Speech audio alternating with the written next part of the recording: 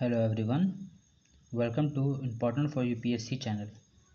और जैसा कि मैं पहले भी बता चुका हूँ कि ये चैनल ना सिर्फ यूपीएससी बल्कि अन्य सारे एग्ज़ाम को कवर करता है।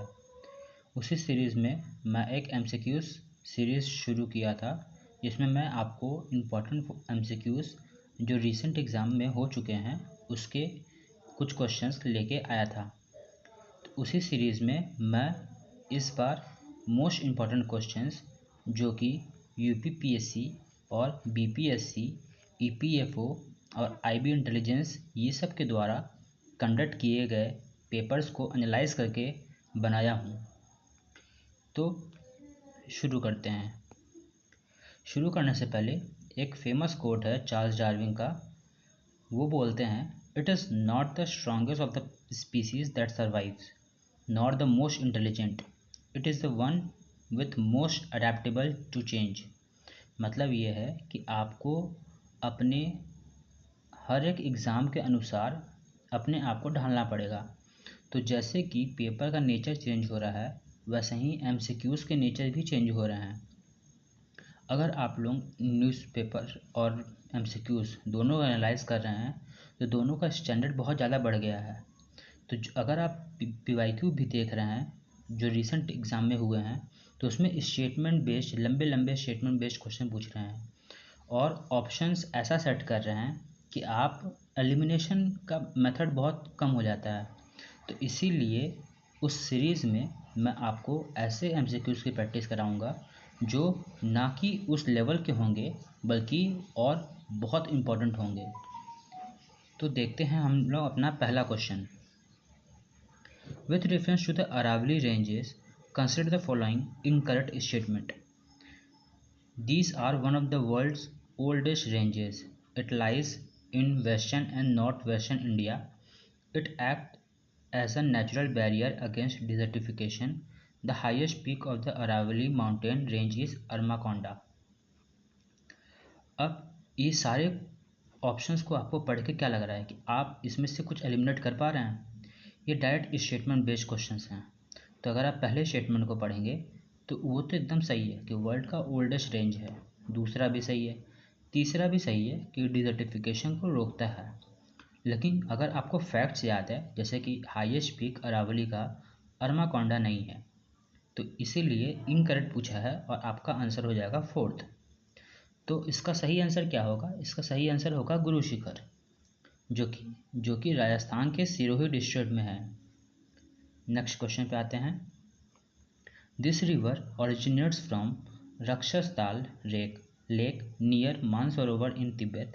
It enters India at Shipkila in Himachal Pradesh and flows into Punjab at Roopnagar district. It flows through the district of Ropar, Ludhiana, Jalandhar via canals, Kapurthala via canals, Firozpur and Fazilka in Punjab.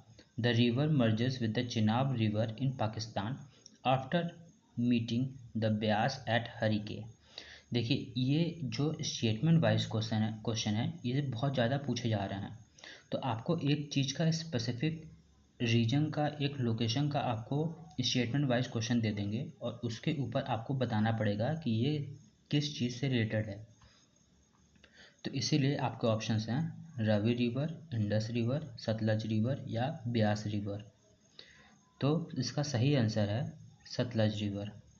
तो इसका explanation देखते हैं। The Bhakra dam जो कि Sutlej river पे बना है near Nangal close to the Himachal Pradesh and Punjab. ठीक है, ये हाईएस्ट ग्रेविटी डैम भी है इंडिया का। Next question. With reference to the ring of fire consider the following statement. It is home to about 75% of the world's volcano. It lies completely in the Atlantic ocean. The challenges deep lies within the ring of fire. और आपको correct बताना है। Options are 1 and 2 only, 1 only, 2 and 3 only, 1 and 3 only. अगर आप statement को अच्छे से analyse करेंगे तो आपको ये समझ में आएगा कि ये अटलांटिक ओशन में तो नहीं है रिंग ऑफ फायर। अगर आपको हल्का सा भी आइडिया है, रिंग ऑफ फायर जो वोल्केनो से रिलेटेड है वो अटलांटिक ओशन की बात नहीं करता है। तो आप इसमें सेकंड ऑप्शन एलिमिनेट करेंगे, ठीक है। तो आपका आंसर आएगा 1 and 3 ओनली, ठीक। तो जो रिंग ऑफ फायर है वो अर्थक्वेक साइट से रिलेटेड है, वोल्केनो से रिलेटेड है, जो कि पैसिफिक ओशन में है। Next question, with reference to the exclusive economic zone consider the following statement. The exclusive economic zone of a country extends from the baseline of its coast to 12 nautical miles into the sea. A nation has exclusive right to both living and non-living resources in the water within its exclusive economic zone. तो exclusive economic zone आप अगर पढ़े होंगे, नहीं पढ़े तो मैं आपको बता देता हूँ। एक्सक्लूसिव इकोनॉमिक जोन वो जोन होता है जो आपके लैंड बाउंड्री के अलावा जो सी बाउंड्री होते हैं वो इंक्लूड होते हैं। तो वहाँ आपके लैंड बाउंड्री से लेके 12 नॉटिकल माइल्स तक सी में उतना आपका एक्सक्लूसिव इकोनॉमिक जोन होता है। तो आपको करेक्ट बताना है। Options are 1 only, 2 only, both 1 and 2, neither 1 not 2। So इसका राइट आंसर है ओनली 2। जो एक इंटरनेशनल कन्वेंशन है, United Nation convention on the law of the sea, जिसको अनक्लॉज बोलते हैं, वो डिफाइन करता है एक्सक्लूसिव इकोनॉमिक जोन को जो बेसलाइन से 200 नॉटिकल माइल्स तक एक्सटेंड करता है। 12 नॉटिकल माइल्स नहीं है, 200 नॉटिकल माइल्स तक है, ठीक है। सो इसीलिए पहला स्टेटमेंट इनकरेक्ट था। नेक्स्ट क्वेश्चन पे आते हैं। देखिए, बड़े बड़े क्वेश्चन देख के आपको घबराना नहीं है, आपको एक बार फोकस होके बस क्वेश्चन को पढ़ना है और उसको एक बार सॉल्व करके आपको समझना है कि आप कहाँ गलत थे। तो ये क्वेश्चन बोल रहा है द कॉन्स्टिट्यूशन 130th अमेंडमेंट जो है अभी पास हुआ है वो प्रोवाइड करता है for the removal of prime minister, chief minister of state और any other minister in the central और the state government if he is arrested or denied in custody on account of serious criminal offense. If the bill is passed, then amendment will be made into. तो अगर ये bill pass हो जाता है तो किस में चेंजेस करने पड़ेंगे।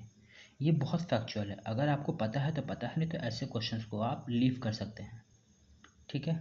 अगर आपको एलिमिनेशन करना भी है तो आप एक चीज़ से एलिमिनेशन कर सकते हैं। अगर आर्टिकल 239AA ये अगर आपको पता है तो आप इसको आराम से एलिमिनेट कर पाएंगे। तो options are 1 only, 1 and 3 only, 1, 2, 3 only, 1, 3 and 4 only.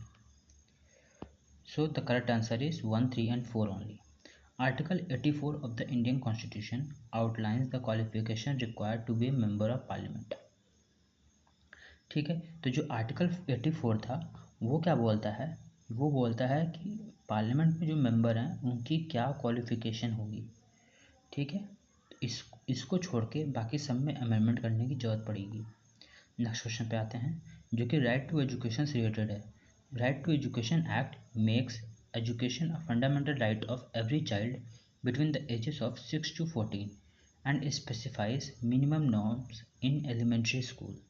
Right to education can be curtailed by imposing a condition regarding the age limit. आपको करेक्ट बताना है।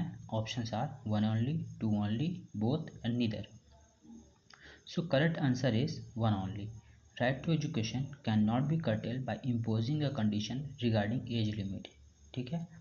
ये अभी अभी रिसेंट केस आया है इसका, राइट टू एजुकेशन का, जिसमें बताया गया है कि आपके एजुकेशन को नहीं रोका जा सकता अगर आपके आयु की वजह से आपके एजुकेशन को नहीं रोका जा सकता।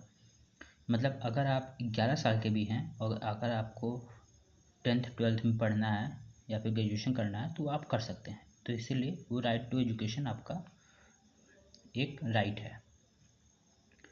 With reference to the vice president of India, बहुत इंपॉर्टेंट है। वाइस प्रेसिडेंट के ऊपर इस समय बहुत ज़्यादा क्वेश्चंस पूछे जा रहे हैं।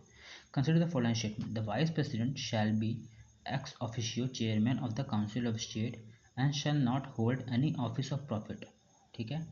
He or she hold the third highest elective office in the country after the President and the Prime Minister. Under the provision of the 67 article of the Constitution, the Vice President shall hold office for a term of 5 years from the date of election. अब देखिए इसको, ये जो pattern है ये UPSC का favourite pattern बन गया है पिछले 2 साल में। तो इसको अगर आप ध्यान से पढ़ेंगे तो आपको ये समझ में आएगा कि जो वाइस प्रेसिडेंट का ऑफिस है वो सेकंड हाईएस्ट है। ठीक है, सेकंड स्टेटमेंट अगर हम लोग पढ़ेंगे तो प्रेसिडेंट के बाद वाइस प्रेसिडेंट आते हैं। और थर्ड अगर हम लोग पढ़ते हैं तो ये 5 year from the date of election नहीं है, फ्रॉम द डेट ऑफ, देखिए यहाँ पे आप थर्ड वाला अगर पढ़ेंगे ध्यान से तो जो वाइस प्रेसिडेंट है वो जब अपने ऑफिस में जाएंगे उसके बाद से वो 5 ईयर टर्म उनका वैलिड होगा। ठीक है, इसीलिए इसका आंसर हो जाएगा only 1। Next question, the Himalayan outpost for planetary exploration, short form में इसको होप बोलते हैं, एनालॉग मिशन है, ये सेटअप हुआ है, ये कहाँ पे है? ऑप्शन आर सोकर वैली जो लद्दाख में है, स्पीति वैली जो हिमाचल प्रदेश में है, चमोली जो उत्तराखंड में है, पिथौरागढ़ जो उत्तराखंड में है। अगर आपको पता है ये क्वेश्चन तो पता है, नहीं पता है तो आप इसमें गैस नहीं मार सकते हैं। तो इसका सही आंसर है सोकर वैली जो लद्दाख में है। तो 31 जुलाई 2025 रिसेंट की ये क्वेश्चन है। Doctor V Narayanan, secretary department of state के चेयरमैन इसरो के इनॉग्रेट किए हैं होप एनालॉग मिशन सेटअप इन सोकर वैली लद्दाख। नेक्स्ट क्वेश्चन पे आते हैं। नेशनल स्पेस डे के ऊपर ये क्वेश्चन है, ठीक है। अगस्त 2023 was declared as the National Space Day because Chandrayaan 3 mission accomplished safe and soft landing of Vikram lander on the lunar surface on August 23, 2023. The theme for the year 2025 was Aryabhat to Gaganyaan, Ancient Wisdom to Infinite Possibilities. Correct बताना है आपको, ठीक है। तो देखिए national space day, इसके बारे में तो आप सबको पता होगा, ये चंद्रयान 3 से रिलेटेड ही था, ठीक है। लेकिन अगर थीम आपको पता है तो पता है, लेकिन इसमें गेस वर्क नहीं चलेगा, ठीक है। Options are 1 only, 2 only, both and neither. So इसका आंसर है बोथ। तो यानी कि जो थीम था वो भी ठीक था, ठीक है। बाकी अगर आपको और इन्फॉर्मेशन चाहिए तो मैं आपको बता दूं कि India became the 4th country to land on the moon and the first to reach its southern polar region on 23 August 2023, ठीक है। तो इसीलिए उसके बाद से 23 अगस्त को नेशनल स्पेस डे के रूप से जाना जाता है। और theme Aryabhata to Gaganyaan, Asian wisdom to infinite possibilities 2025 का थीम है, ठीक है। नेक्स्ट क्वेश्चन, एज पर the recent periodic labour force survey release by ministry of statistics programme implementation. देखिए ये भी एक पॉसिबल क्वेश्चन बन सकता है कि पीरियोडिक लेबर फोर्स सर्वे कौन रिलीज़ करता है, तो वो ministry of statistics and programme implementation के द्वारा रिलीज़ किया जाता है। Which of the following statement has the highest unemployment in the age group of 15 to 29? Options are Himachal Pradesh, Maharashtra, Bihar और मध्य प्रदेश। ये बहुत इंपॉर्टेंट क्वेश्चन हो जाता है अगर आप अगर आप स्टैटिस्टिक्स को देखेंगे तो ये बहुत इंपॉर्टेंट है। इसका सही आंसर है हिमाचल प्रदेश। सो 1 in 3 person in the age group of 15 to 29 is unemployed in Himachal Pradesh as पर the ministry of statistics programme implementation survey, ठीक है। सो आज के लिए इतना ही, और हम लोग नेक्स्ट सीरीज़ में और भी क्वेश्चंस लेके आएंगे जो बहुत इंपॉर्टेंट होंगे आपके प्रिपरेशन के लिए, ठीक है। धन्यवाद।